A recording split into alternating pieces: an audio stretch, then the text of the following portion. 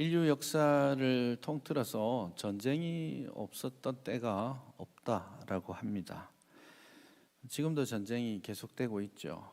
매일같이 미얀마 사건이 지금 뉴스를 타고 있고, 그 외에도 지금 전 세계적으로 현재 국지전을 포함해서 전쟁 상황에 있는 나라가 34개 국가라고 합니다.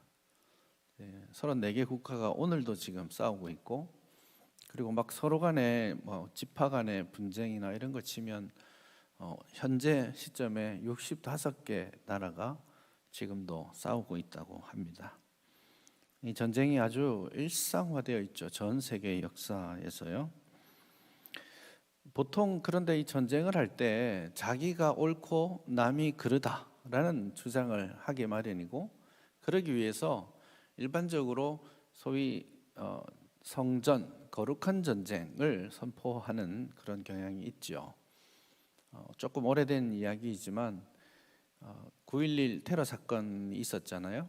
그 일 이후에 이제 미국이 아프가니스탄을 공격할 때에 그때 미국 대통령이 홀리워, 성전을 선포하고 갔었죠. 그것 때문에 상당히 많은 논란들이 좀 있었더랬습니다.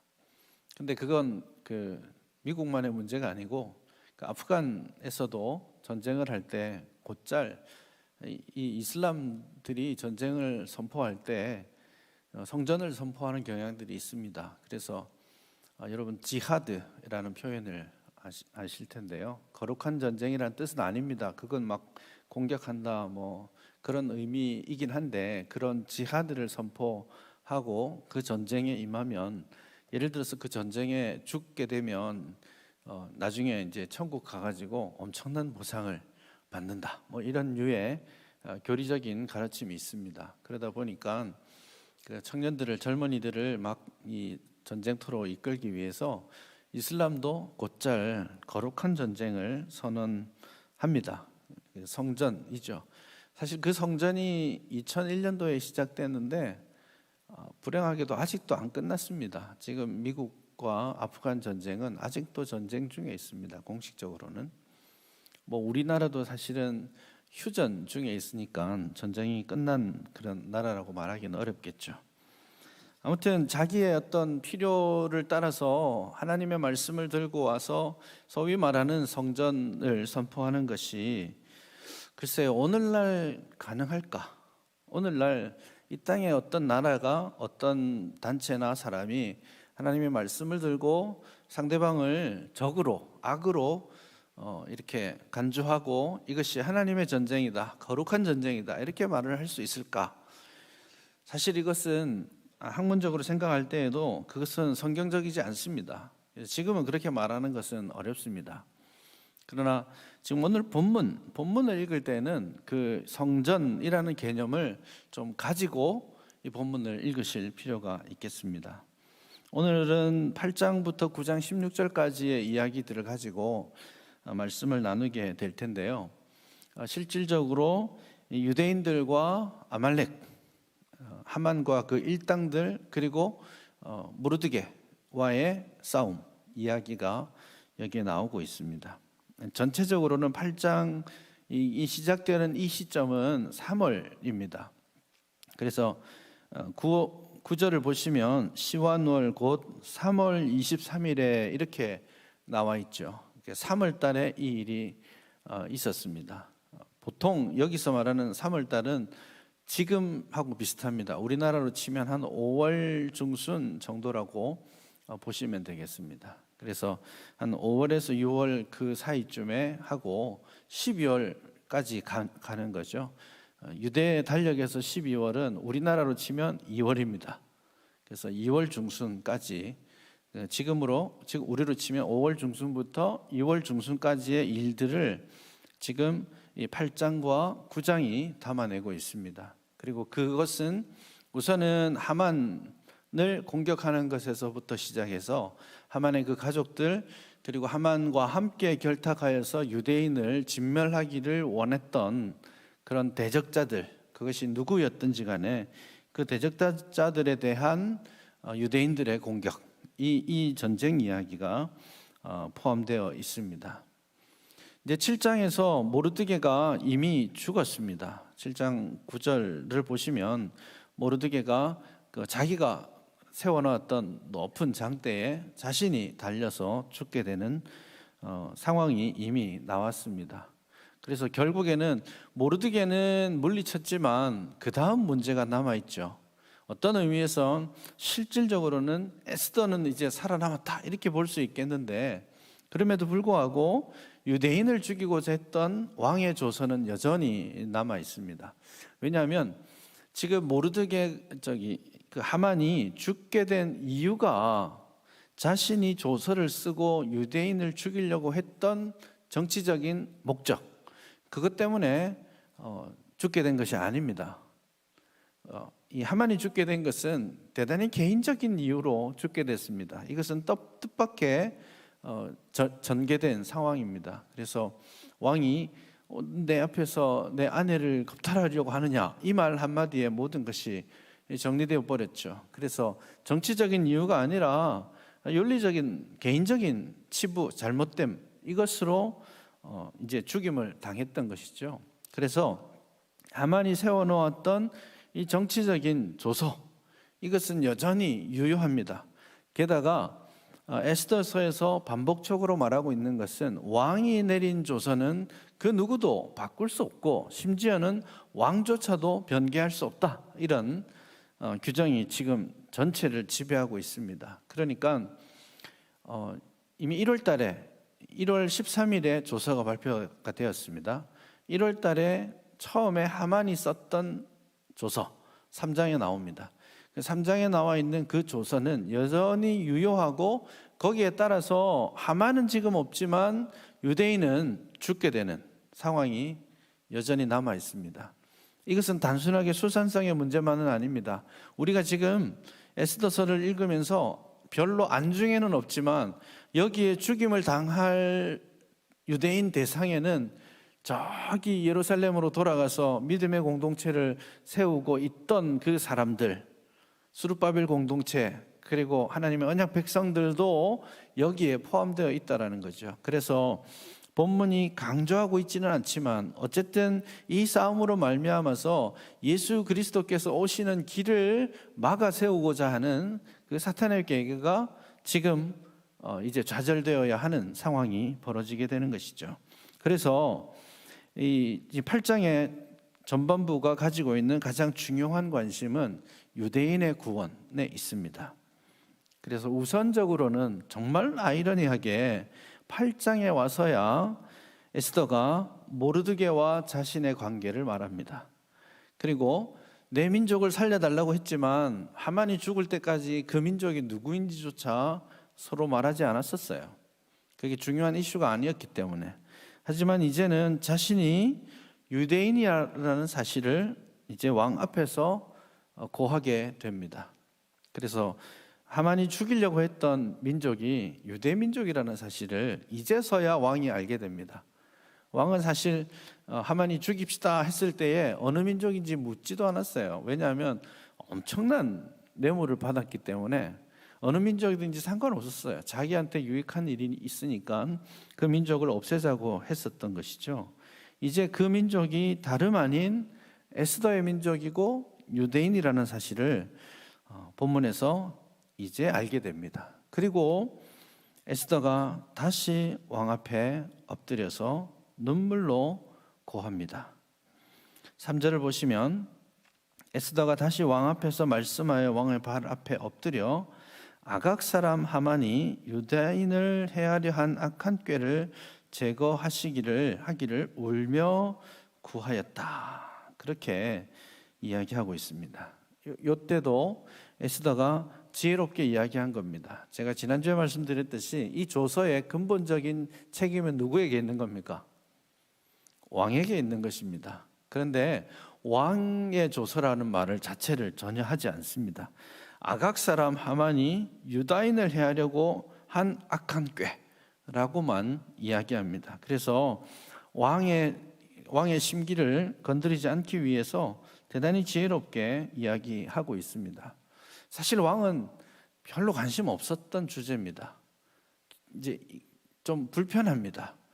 겨우 자기의 이 상황을 모면했거든요. 자기가 정치적으로나 받을 타격을 모면했다라고 생각했는데 이 유대인을 없이하고자 했던 이 조서를 이제 다시 무위로 돌리기 위해서는 자기가 행한 것에 대해서도 어떤 행동을 취해야 되기 때문에 왕은 그렇게 좋아하지 않습니다.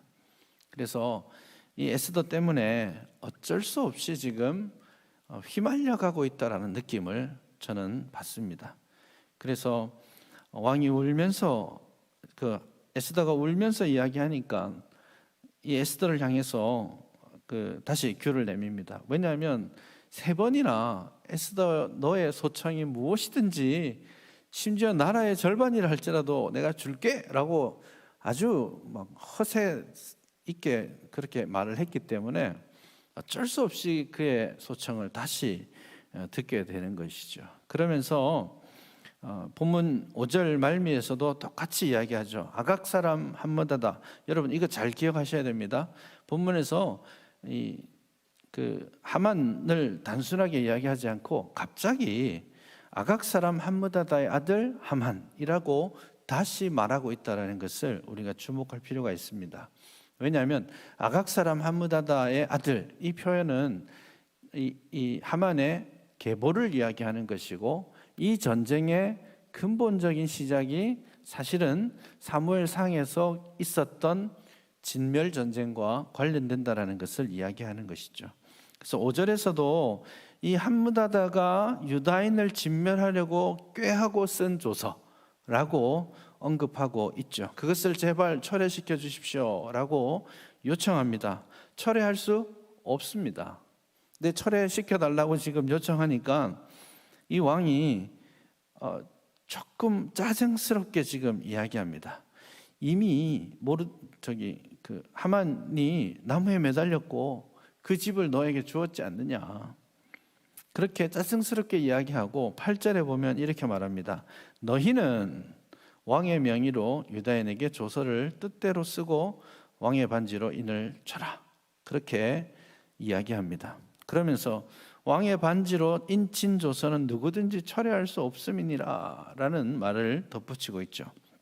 이 말은 한마디로 말하면 나는 더 이상 신경 쓰지 않을 거야. 네가 해. 이렇게 이야기하는 겁니다. 그래서 8절에 시작이 너희는 이라고 표현되어 있는데 이 표현이 이 에스더가 기록된 히브리어적 표현으로 치자면 굉장히 강력한 그런 강조 용법으로 기록되어 있습니다.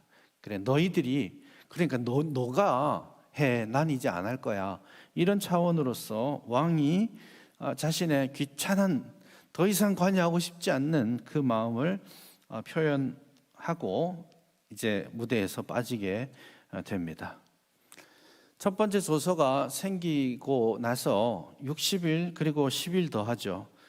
실제로 3장에 보면 1월 13일에 조서가 처음 발표가 됐고 9절에 보면 3월 23일에 새로운 조서가 이렇게 나오고 있죠. 그래서 여러분 이 8장의 조서와 3장의 조서를 같이 비교해 보시면 주체만 맡기고 똑같은 이야기들을 지금 하고 있습니다. 그래서 왕의 명의로 조서를 쓰고 그리고 나서 이제 자기를 대적하는 모든 사람을 진멸하도록 그렇게 조서에 기록하고 있습니다. 이제 하만이 멸하려고 했던 날이 12월 13일이었죠. 우리로 치면 2월 13일입니다. 12월 13일에 이제 자기들이 죽게 되었었는데 그날에 누구든지 세력을 가지고 자기를 공격하는 유대인을 공격하는 사람이 있다면 똑같이 되갚아 주어라. 뭐 이런 겁니다. 그래서 사실 조서가 2개 다 살아있는 겁니다. 첫 번째 조서를 가지고 칼을 들고 누군가가 유대인을 죽이려고 오면 유대인이 2번째 조서를 가지고 역으로 공격하도록 그렇게 해둔 것이죠. 만약에 세력이 팽팽했다면 좀 어려워질 수 있었는데 당시 최고의 권력을 에스더와 모르드게가 가지고 있었죠. 그러다 보니까 이 싸움이 싸움답지 않게 전개되게 되는 겁니다. 그래서 9장 3절을 보시면 총독들과 왕의 사물을 보는 자들이 모르드게를 두려워함으로 다 유대인을 도왔다, 그렇게 표현하고 있죠. 그래서 실질적으로 관원들까지 유대인들의 편에 서게 됨으로써 이 싸움이 어렵지 않게 전개되게 된 것입니다. 이제 이 조서의 내용이 조금 문제가 되는 부분이 있습니다. 아무리 그렇다고 하더라도 다 죽이라고 한다는 것은 좀 너무한 거 아닙니까? 이 11절을 보시면 스스로 생명을 보호하여 각 지방 백성 중 세력을 가지고 그들을 치려는 자들과 그들의 처자, 아내와 자녀들까지도 다 죽이고 진멸하고 재산을 탈취하라, 뭐 이렇게까지 할 필요가 있겠는가? 그것이 합당한 명령이었나? 이런 이제 의문이 생깁니다. 네, 기본적으로 우리가 이 11절에서 잊지 않아야 될 것은 이겁니다. 유대인에게 허락한 것은 무엇이냐고 하면 기본적으로는 스스로 생명을 보호하라, 이게 원칙입니다. 그래서 말하자면 수동적인 방어 전쟁만이 허용되었던 것입니다. 그 다음에 누구든지 각 지방의 백성 중에 세력을 가지고 그들을 치려하는 자들이 도륙을 당한다, 이겁니다. 그러니까 뭐 우리 잘 지내자 하는 사람들은 괜찮아요. 아무 문제 없습니다. 그러나 누구든지 세력을 가지고 유대인을 공격하는 사람이 있다면 그들에 대해서는 진멸하라, 이렇게 되어 있습니다. 자, 여기서 나오는 표현이 성전입니다. 이제 에스더서가 구약 성경 전체에서 차지하고 있는 계시 역사의 한 측면이 여기에서 드러나게 되는 겁니다. 지금 에스더와 모르드게가 정확하게 그것을 인지하고 있는지는 모르겠습니다. 그러나 이 조서의 내용과 이들이 행하는 것이 단순하게 기쁘게 살육을 행하도록 하는 그런 것이 아니라 구약 성경에서 계속해서 아말렉과 관련해서 말하고 있었던 거룩한 전쟁, 누가 시작했느냐 하면 하나님이 시작하셨어요. 하나님이 시작하신 거룩한 전쟁을 마무리하는 시점에 왔다라는 것을 이 진멸이라는 말을 통해서 알 수 있습니다. 이 진멸하라는 말이 소위 성전과 관련된 것입니다. 하나님의 전쟁일 경우에 모든 것을 하나님께 드리는 것입니다. 이 진멸한다라는 말은 두 가지가 의미가 있습니다. 첫째는 완전히 다 죽인다, 이렇게 느낌을 가지시겠지만 히브리어로 따질 때 진멸한다라는 말의 가장 1차적인 의미는 온전히 드린다, 이겁니다.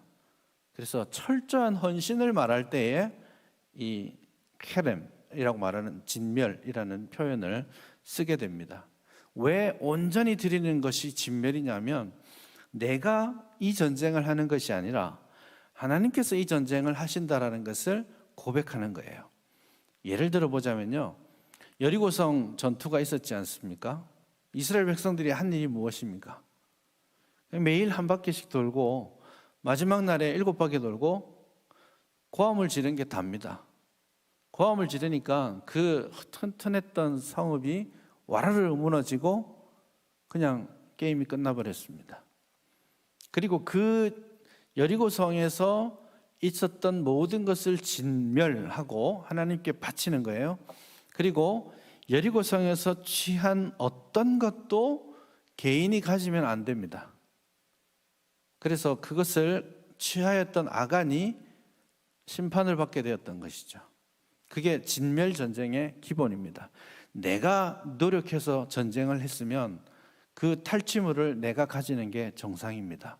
그래서 진멸 전쟁이 아닌 경우에는 전쟁을 하고 탈취물들을 모아놓고 왕이 그것을 다 나눠주게 되어 있습니다. 그게 기본 상식입니다. 그런데 어떤 것도 가지지 못하게 하는 이것이 소위 말하는 진멸 전쟁이고, 핵심은 무엇이냐? 이 전쟁이 나의 필요에 의한 전쟁이 아니라 내 유익을 위해서, 또 내가 더 잘 살기 위해서, 더 좋게 하기 위해서 하는 전쟁이 아니라 하나님의 전쟁이다라는 것을 고백하는 데 있는 겁니다. 그래서 이 전쟁을 적어도 에스더서는 성전이라는 개념 아래 이 전쟁을 이야기하는 겁니다. 출애굽기 18장에 첫 아말렉과의 만남을 보았을 때에 하나님께서 내가 이 아말렉과 대대로 싸울 것이다 라고 그걸 기록해 두라고 여호수아에게 말씀하시죠. 그래서 아말렉과의 진멸 전쟁은 구약 성경 전체에서 대단히 중요한 한 주제이기도 합니다. 그래서 신명기 25장에도 보면 모세가 율법을 쓸 때에도 이 아말렉과의 전쟁을 율법으로 규정해 두고 있습니다. 25장 17절 이하를 보시면 아말렉이 너에게 행한 일을 기억하라.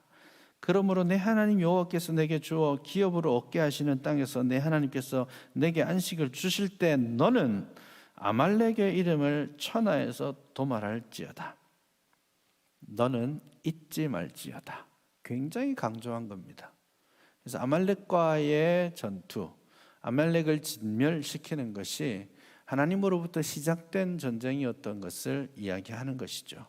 그 첫 번째 위대한 사명이 사울에게 있었고 사무엘상 15장에서 사울이 이 진멸 전쟁에 실패합니다. 못한 것이 아니라 불신앙으로 하지 않았습니다. 그래서 아각 사람과 아말렉이 진멸되지 않았던 것이죠. 그 이야기를 하기 위해서 8장 5절에서 이 하만을 다시 소개할 때 아각 사람 함므다다의 아들이다. 그렇게 다시 소개해 주는 것이죠. 그래서 이 전쟁이 하나님이 시작하신 대적을 향하신 하나님의 심판을 행하는 진멸 전쟁임을 우리에게 말씀해 주고 있는 것이죠. 이 거룩한 전쟁을 치르는 것입니다. 1000년이나 된 이야기예요. 첫 여호수아 시절부터 시작된 1000년이 넘었던 이야기를 하나님께서는 드디어 성취하고 계시는 겁니다. 인간의 불순종으로 마무리되지 않았던 그것이 이제 구약의 마지막 시대에 와서 그것을 주께서 직접 성취해 가시는 겁니다.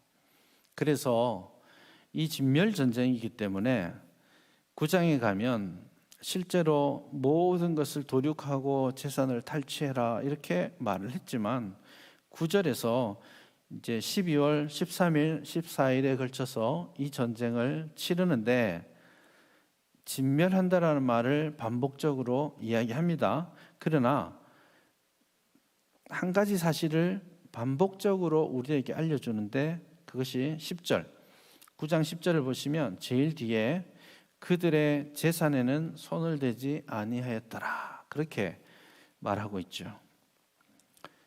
15절에 보면 그 다음 날 14일에도 이 전쟁이 있었는데요. 그들의 재산에는 손을 대지 아니했다. 16절에 도합해서 7만 5천 명을 도륙했는데 그들의 재산에는 손을 대지 아니했다. 그렇게 이야기하고 있죠. 그래서 이것이 단순하게 막 전쟁을 치르고 내가 잘 먹고 잘 살리라, 내가 좀 더 부자가 될 거야, 이런 무절제한 싸움이 아니라 자기를 공격하는 세력에 대해서, 악한 세력에 대해서 하나님의 이름으로 진멸 전쟁을 선포하고 이것이 하나님이 원하시는 하나님의 전쟁이기 때문에 내 호주머니에 10원 하나도 착복하지 않는다라는 그 의식이 여기 안에 들어 있었던 것입니다. 그래서 하나님의 성전을 수행할 때에 하나님의 백성들이 가져야 할 구약적 가치관들이 오늘 본문에 그대로 드러나 있는 것이죠. 이제 마지막 한 가지만 더 질문해 보겠습니다.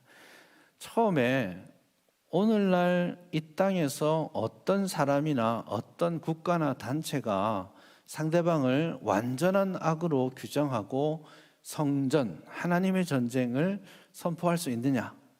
없다라고 말씀을 드렸습니다. 더 이상 그 구약에서 말하는 성전이 현재 똑같이 존재하지는 않습니다. 그렇다고 해서 오늘 우리가 살아가는 세상 가운데 거룩한 전쟁은 없느냐? 있습니다. 당연히 있습니다. 그것이 육체적인 지금 눈으로 보이는 국가와 정부나 어떤 단체에 의해서 치러지는 전쟁을 성전이라고 할 수 없을 뿐이지, 오늘 저와 여러분이 하나님을 대적하는 사람들을 향해서 가져야 할 마음의 자세, 악이 무너지도록 우리가 기도하고 대적하는 그 모든 것을 성전이라고 표현할 수 있습니다. 그것은 눈에 보이는 전쟁으로서가 아니라 우리가 살아가는 삶의 모든 영역에서 우리는 하나님의 백성으로서, 그리스도의 군사로서 그리스도의 뜻을 나타내는 성전을 시행해야 한다라는 것입니다. 그래서 우리가 대적해야 될 우리의 대적은 누굽니까? 그것은 이 땅에 있는 어떤 존재가 아니라 이 하늘의 공중 권세 잡은 악한 영들에 대한 전쟁이라고 에베소서는 분명히 우리에게 말씀해 주고 있는 것이죠. 그래서 구약과 똑같은 방식의 전쟁은 우리에게 더 이상 필요 없을지 모르겠지만, 좀 다른 방식으로, 예를 들자면 우리가 써야 될 무기가 진멸하는 방식이 아니라 사랑의 방식으로 우리의 성전을 수행해야 될 필요가 있습니다. 그래서 우리를 피박하는 사람을 향해서 에스더서는 똑같이 대우해줘, 우리를 죽이려고 하면 너희가 대신 죽여, 이렇게 이야기하지만 예수님은 너를 핍박하는 자를 위해서 기도해라, 이렇게 말씀하시죠. 그래서 우리가 거룩한 성전, 하나님의 전쟁을 수행함에 있어서 우리가 마음에 가져야 될 것은 적개심과 분노, 멸망에 대한 어떤 그런 것이 아니라 그들에 대한 불쌍히 여김, 사랑의 마음, 그들을 향한 기도, 그들이 핍박할 때에 그들을 더 인내하고 사랑해주는 마음이죠. 그래서 마태복음 5장에서 산상수훈에서 말하는 것처럼 핍박하는 자, 그 원수를 사랑하라. 그들이 핍박할 때 그들을 위해 기도하라. 이게 우리가 성전을 행하는 마음의 자세입니다. 그런 한편으로는 이 세상의 악이 무너지도록 우리는 기도하는 것이죠. 주기도문에서도 그렇게 기도하고 있는 거 같잖아요. 그래서 우리는 어떤 특정한 순간이 아니라 우리의 삶의 모든 순간과 모든 영역에서 하나님이 기뻐하시는 하나님의 전쟁을 치러야 하는 겁니다. 죄에 대해서, 불신앙에 대해서 우리는 정신을 차리고 거룩한 전쟁에 임해야 합니다. 그것을 위해서 이 어둠의 세상, 이 공중의 권세를 잡은 자와 대적하기 위해서 우리는 하나님의 전신갑주를 입어야 하는 것입니다. 진리로 띠를 띠고 구원의 확신의 투구를 쓰고 말씀의 검을 가지고 믿음의 방패를 가지고 이 전쟁을 하라고 하는 겁니다. 그렇게 하나님의 전신갑주를 입고, 그리고 마지막에는 최선을 다해 하나님 앞에 기도함으로 성령의 도우심을 구하라고 에베소 6장 10절서부터 19절까지 아주 강조해서 우리에게 말씀해 주고 있지 않습니까? 여러분, 우리는 하나님의 백성들이에요. 구별된 하나님의 백성입니다. 정말 인간적으로 나를 보면 아무것도 아닌 것처럼 느낄지 모르겠지만 하나님은 우리를 넌 거룩한 하나님의 백성이야, 이렇게 불러주십니다. 우리의 의가 아니에요. 우리가 잘났기 때문이 아니에요. 예수 그리스도의 보혈의 은혜와 의로 말미암아서 우리는 구별된 거룩한 하나님의 백성이 되었습니다. 그리고 우리는 이 세상 가운데 이 세상의 죄와 사탄의 모든 권세를 대적해야 될 부르심을, 하나님의 군사로서 싸워야 될 그 부르심을 우리가 가지고 있다는 것을 한시도 잊지 않았으면 좋겠습니다. 그래서 하나님의 전신갑주를 입어봅시다. 정말 그래서 우리의 믿음을 강하게 해서 사탄의 모든 괴계를 다 막아내고 우리의 마음에 하나님의 말씀을 가득 집어넣어서 그 말씀으로 사탄을 공격하고 대적하고 이겨낼 수 있었으면 좋겠습니다. 그리고 그 말씀에서 오는 평안의 신을 신고 그렇게 우리가 주님 주시는 기쁨과 평안을 누릴 수 있기를 바랍니다.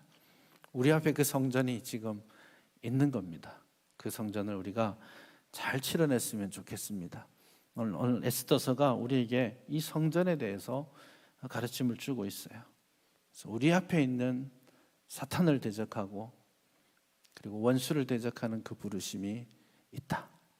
그리고 그 부르심에 우리가 하나님의 부름받은 군사로서 반드시 승리해야 된다. 저도 여러분도 그리고 혼자 어렵다면 같이 전선을 잘 만들어서 이 땅 가운데 하나님의 나라를 잘 심어갈 수 있기를 바랍니다.